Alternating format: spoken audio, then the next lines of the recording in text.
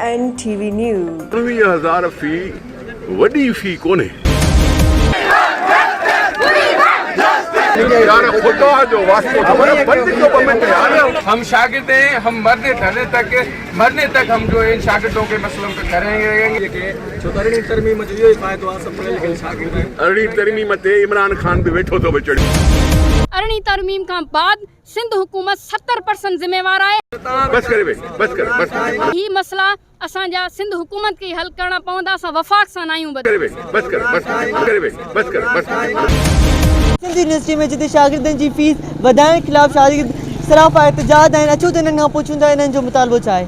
असांजो मुतालिबो इहो आहे त सिंध यूनिवर्सिटी जेका ग़रीब तबिके वारनि जे शागिर्दनि लाइ आहे ऐं ग़रीब तबिके वारनि यूनिवर्सिटी बि मतिलबु एॾी फीस वधाए छॾी आहे जो लख खां मथे। हाणे सम्झ में नथो अचे त ग़रीब शागिर्द भरींदा काॾां। ख़बर न आहे मतिलबु हे ऑनलाइन क्लास हलिया आहिनि। ऑनलाइन क्लासनि जे दौरान त नुक़सानु असांजो थियो आहे। 3 साल थो हले। 3 साल में एॾी मतिलबु पढ़ाई ते असांजो लॉस पियो आहे। हे वरी चवंदा त यूनिवर्सिटी जो खसारो थियो आहे। हाणे ॿुधायो त यूनिवर्सिटी जो छाजो खसारो थियो आहे। न ट्रांसपोर्ट हली आहे, न हिननि जा बिजली हली आहे, न मतिलबु पढ़ाई हली आहे। चवनि वरी असांखे था त मतिलबु तव्हांजो मुतालबो छा आहे। फीस घटाइनि। असांजे करे घटि थियूं। असांजी फीसनि में 30% वाध कई वई आहे, जेका हर साल 15% घटि कई वेंदी आहे, जेका वधाई वई आहे। तव्हांखे ख़बर आहे सिंध यूनिवर्सिटी में तक़रीबन ग़रीब शागिर्द पढ़ंदा आहिनि। कंहिंजो पीउ मज़दूर आहे, कोई छा आहे, उहे किथां फीस पे करे सघंदा। कोविड-19 जे करे चवंदा वधी वई आहे फीस। कोविड जे करे सभु पैकेजिस पाण कराया आहिनि। असां ऑनलाइन क्लासिस वरिता आहिनि। असां कोई हिननि जो ट्रांसपोर्ट यूज़ कोन्हे कयो। असां छाजे करे फीस वधाए ॾियूं। असांजो इहो एहतजाज आहे की असांजी फीस घटाई वई आहे। असांजी फीसिस घटायूं वयूं आहिनि। असांखे मतिलबु घटि त कयूं वयूं आहिनि, वधायो छो था। असांखे कोविड जे करे असांजो जेको नुक़सानु थियो आहे या को लॉकडाउन जे करे असांजे पेरेंट्स जो बि इलाही लॉस थियो आहे। असांजो त तव्हां घटायो न फीस, तव्हां वधायो छो था। असांजो एहतजाज जारी रहंदो जेसि तक असांजी फीस घटाईंदा। असांजो मुतालबो इहो ई आहे, हिकिड़ो ई मुतालबो आहे। छो जो रिसेंटली इहो ई मसइलो असांखे पेश आयो आहे त अचानक ॾिसो तव्हां चालान अपलोड थिया आहिनि ऐं उन चालान में ॾिसो त शागिर्दनि जूं सुपर सेल्फ हुजे या मेरिड हुजे, उन्हनि जूं फीसूं एतिरो वाध कई वई आहे जो ॾिसो त शागिर्द मतिलबु हू फीसूं पे ई न पियो करे सघे।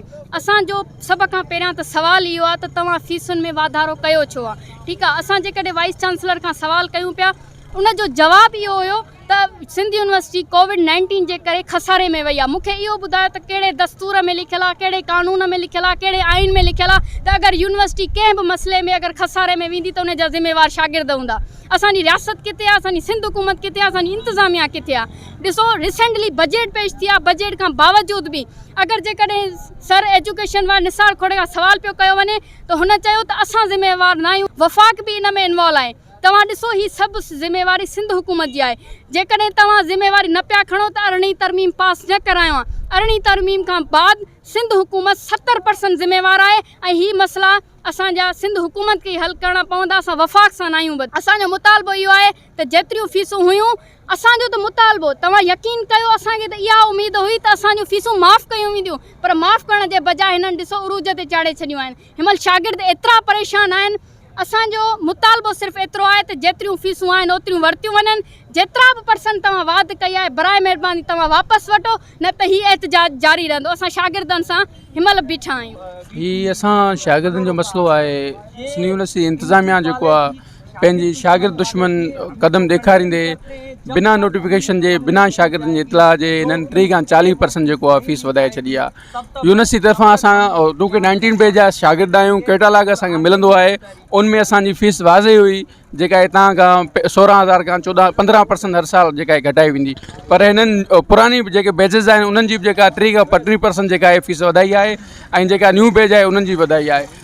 हिन वक़्तु जेको असां बीठा आहियूं, CM सिंध आयल हो ऐं पीपल्स पार्टी जो सदस्य निसार खोड़ो आयल, उन जे एहतजाज लाइ असां वेठा आहियूं।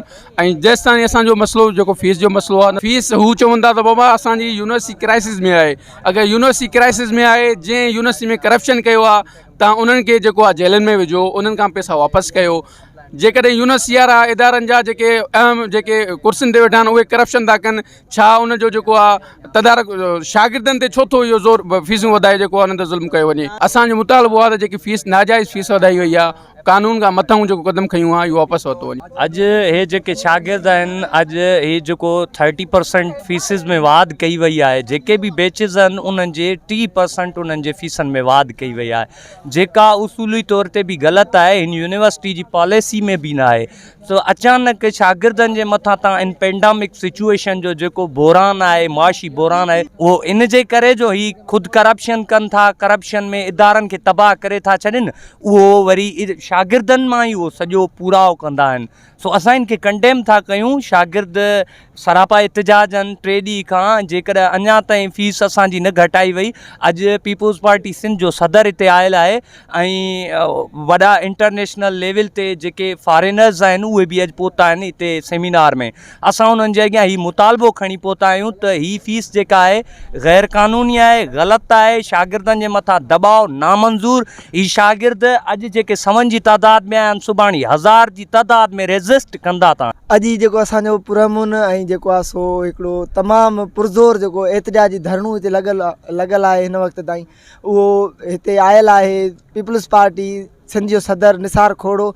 उनखे असां या रिक्वेस्ट करण आया आहियूं ऐं उनखे इहो जेको आहे सो असां ॿुधाइण आया आहियूं त असां जेके शागिर्द आहियूं, तमामु ग़रीब शागिर्द आहियूं, ग़रीब हारी मोची वाढो उनजो जेको आहे सो औलाद हिते पढ़े थो ऐं उन्हनि खे जेको आहे सो हिते असांखे रिलीफ ॾिनो वञे। ही जेके सभु शागिर्द हिते सरापा एहतिजाज आहिनि, जेके उन्हनि जा लीगल इशूज़ आहिनि, जेको फीस में जेको आहे एक्सटेंशन कई वई आहे यूनिवर्सिटी इंतिज़ामिया तरफ़ां, जेका हर साल जेका घटि थियणु हूंदी आहे 30 खां 40%, जेको उन्हनि जे प्रॉस्पेक्टस में बि जीअं एक्सप्लेन थियल आहे। पर ग़लति जेको आहे असां इहो चवणो थो पए, अफ़सोस जी ॻाल्हि आहे त सिंध यूनिवर्सिटी जिते ग़रीब शागिर्द पढ़ंदड़ आहिनि उन्हनि जी हरू भरू फीस वधाई वई आहे, या सही सिधी नाइंसाफ़ी आहे। असांजो मुतालबो इहो आहे त जेका तव्हां जेका गैर क़ानूनी अनकॉन्स्टिट्यूशनल फीस वधाई आहे उहो नोटिस वापसि वठो, ऐं जेके शागिर्द आहिनि उहे मेरिट ते या सेल्फ ते उन्हनि जी फीस घटि कई वञे, जेका हर साल जी पॉलिसी आहे जीअं प्रॉस्पेक्टस में लिखियलु आहे, जेको तव्हांजो कानून आहे। तव्हांजा जेके इलीगल नोटिस आहिनि, फीस एक्सटेंशन आहे, उहो वापसि वठो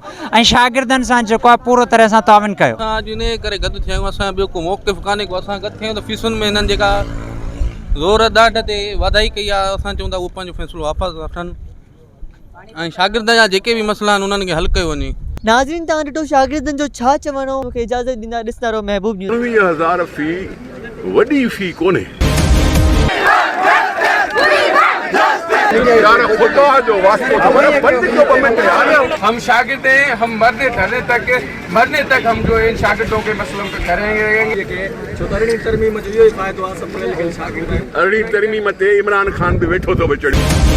अरणी तरमीम का बाद सिंध हुकूमत 70% जिम्मेवार है। बस कर ही मसला असांजा सिंध हुकूमत के हल करना पवंदा, असां वफ़ाक़ सां नायूं बस कर MNN TV News।